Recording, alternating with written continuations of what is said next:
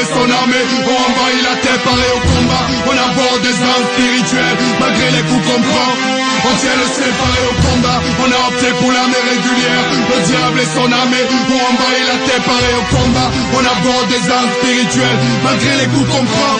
On tient le ciel paré au combat. On a opté pour l'armée régulière. Le diable et son armée ont envahi la terre, paré au combat. On aborde des armes spirituelles, malgré les coups qu'on prend.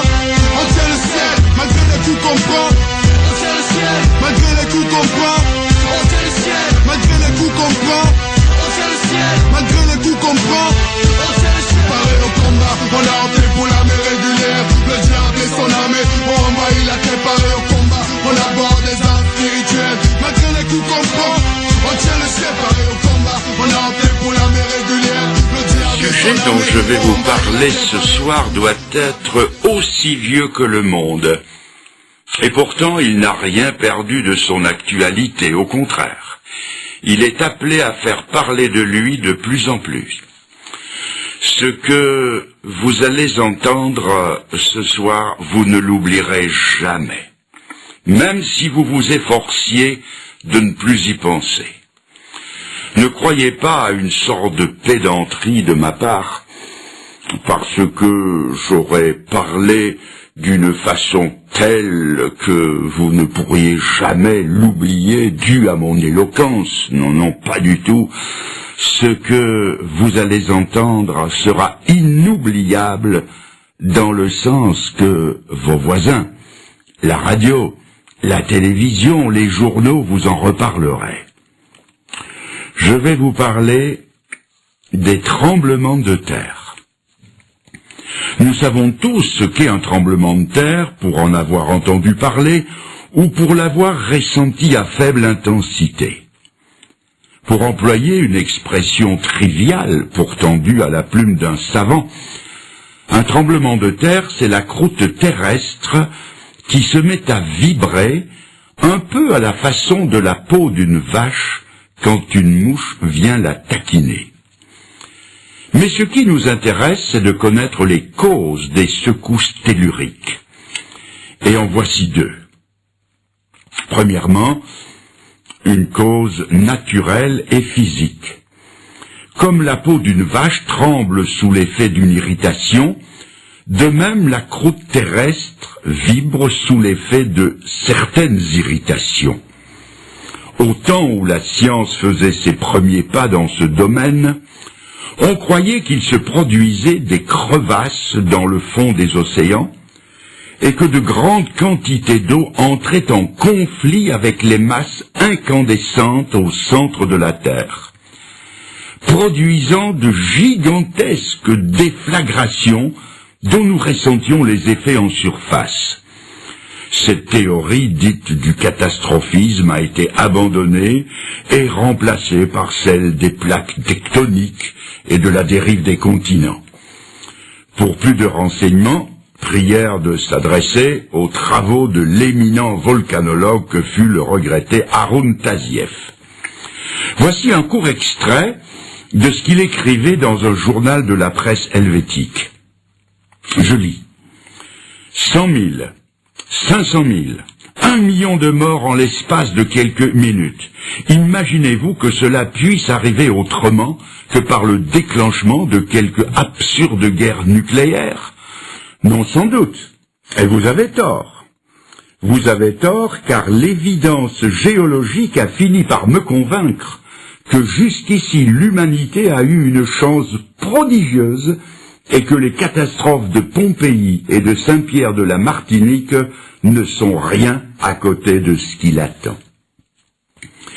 Il y a aussi une deuxième cause, d'ordre spirituel, et c'est celle qui va nous occuper à présent.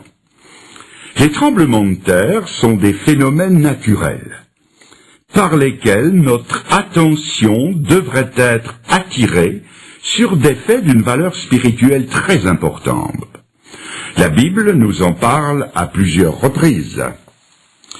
Je vous lis ces paroles que je trouve dans l'évangile de Matthieu au chapitre 27 et à partir du verset 50. Nous sommes dans la finale de la passion du Seigneur.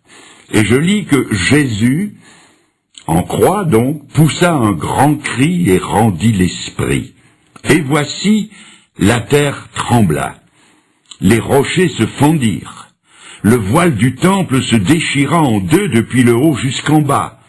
Le centenier et ceux qui étaient avec lui pour garder Jésus, ayant vu le tremblement de terre, et ceux qui venaient d'arriver furent saisis d'une grande frayeur, et ils dirent, assurément, cet homme était le Fils de Dieu. L'événement que je viens de lire est le centre de l'éternité et d'une portée universelle au sens le plus large du terme. De quoi s'agit-il? De la mise à mort de 3 condamnés. Et le fait eût été sans importance et ne serait jamais parvenu jusqu'à nous si l'un des 3 n'avait été le Fils de Dieu. Toutes les puissances du ciel et de l'enfer étaient dépêchées en observation autour de la croix. Jésus-Christ livrait au prince des ténèbres la bataille décisive qui allait lui ravir la suprématie sur l'enfer et sur la mort. Le salut de centaines de millions d'âmes était en jeu, le salut de mon âme et de la vôtre. D'un côté, il y avait Jésus-Christ, qui venait pour expier les péchés de tous ceux qui croiraient en lui.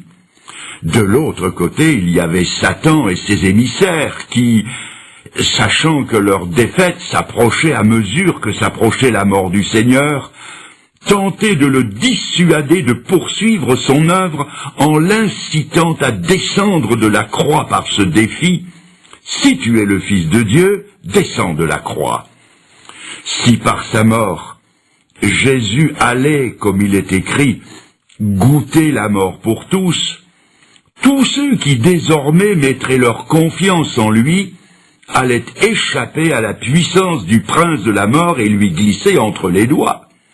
Et comme Satan est le plus implacable ennemi de la race humaine, tous ses efforts se sont concentrés sur le Fils de Dieu pour essayer de le détourner de son but. Au paroxysme de la souffrance, il s'est bien écrié « Mon Dieu, pourquoi m'as-tu abandonné ?» Mais il a tenu jusqu'au bout, jusqu'au moment où le cœur a cédé et où, ayant poussé un grand cri, il rendit l'esprit. Et à ce moment précis, la terre trembla, les rochers se fendirent, le temple de Jérusalem vacilla sur ses bases, et le voile qui séparait le lieu saint du lieu très saint, et dont les historiens disent qu'il avait 30 centimètres d'épaisseur, ce voile se déchira en deux du haut en bas, comme une vieille toile de coton. Croyez-vous que ce soit par hasard que la terre ait tremblé à ce moment précis? Permettez-moi de vous poser une question. Votre cœur a-t-il jamais tremblé au récit de la mort de Jésus pour vous? Votre cœur serait-il plus dur que la rocaille qui, elle, s'est fendue? Votre cœur serait-il plus dur que celui de ce rude centenier romain qui a vibré et qui n'a pas pu retenir ce cri? Certainement cet homme était le juste Fils de Dieu. Je vous lis à présent, et je tourne la page de la Bible du chapitre 27, je passe au chapitre 28 de l'évangile de Matthieu, je lis « Après le sabbat, à l'aube du premier jour de la semaine, Marie de Magdala et l'autre Marie allèrent voir le sépulcre. Et voici, il y eut un grand tremblement de terre, car un ange du Seigneur descendit du ciel, vint rouler de la pierre, s'assit dessus et dit aux femmes, « Pour vous ne craignez rien, je sais que vous cherchez Jésus qui a été crucifié, il n'est point ici, il est ressuscité. » Nous sommes ici au premier jour de la semaine. C'est le 3e jour qui suit le sinistre vendredi de la crucifixion et de la mise au tombeau. Le corps sans vie du Seigneur a été descendu de la croix et déposé dans le tombeau d'un certain Joseph d'Arimathée. Une garde a été postée pour s'assurer que le corps resterait bien dans le sépulcre. Dès avant l'aube, 2 femmes se rendent au tombeau. Leur âme est comme l'ombre qui les entoure. Leur maître bien-aimé en qui elles avaient espéré était mort. Elles distinguent les gardes qui sont de faction autour d'un tombeau dont l'ouverture est scellée d'une lourde pierre. Elles apportent des aromates pour embaumer son corps, mais comment vont-elles faire? Savent-elles au juste ce qu'elles sont venues y faire? Tout à coup, à 3 jours d'intervalle, la terre se met à trembler au point que les sentinelles, prises de panique, tremblent de peur. Un personnage éblouissant de clarté roule la lourde pierre et s'assied dessus, et le tremblement de terre est accompagné de la nouvelle la plus stupéfiante qu'oreille humaine ait jamais entendue. Il n'est pas ici, il est ressuscité. Un tremblement de terre a salué l'annonce de la résurrection de Jésus-Christ. Croyez-vous que ce soit par hasard que la terre ait tremblé à ce moment précis? Je ne sais pas si vous vous rendez compte de l'importance de l'événement et de la doctrine qui en découle. L'apôtre Paul, conduit par le Saint-Esprit, exprime 2 pensées à ce sujet. Voici la première. Si Jésus n'est pas ressuscité, la prédication de l'Évangile est vaine. La foi aussi est vaine. Ceux qui croient sont encore dans leurs péchés, ceux qui sont morts sont perdus, et ceux qui espèrent en Christ sont les plus malheureux de tous les hommes. Vous trouvez ça dans 1 Corinthiens 15. Et la deuxième pensée, ayant dit cela, Paul, preuve à l'appui, affirme avec force, mais maintenant, Christ est ressuscité. Et parce qu'il est ressuscité, nous aussi nous ressusciterons. Nous serons tous changés en un instant, en un clin d'œil, à la dernière trompette. La trompette sonnera et les morts ressusciteront incorruptibles.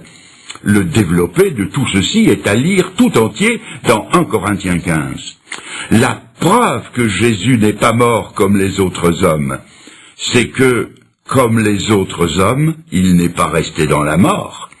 La résurrection de Jésus est la preuve que nous avons une espérance aussi vivante que lui est vivant.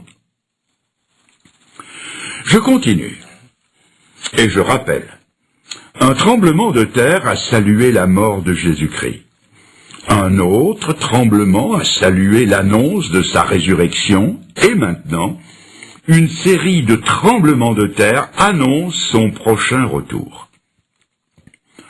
Avant de quitter les siens, le Seigneur ne les a pas laissés sans consolation. C'est en ces termes qu'il leur a dit qu'il reviendrait.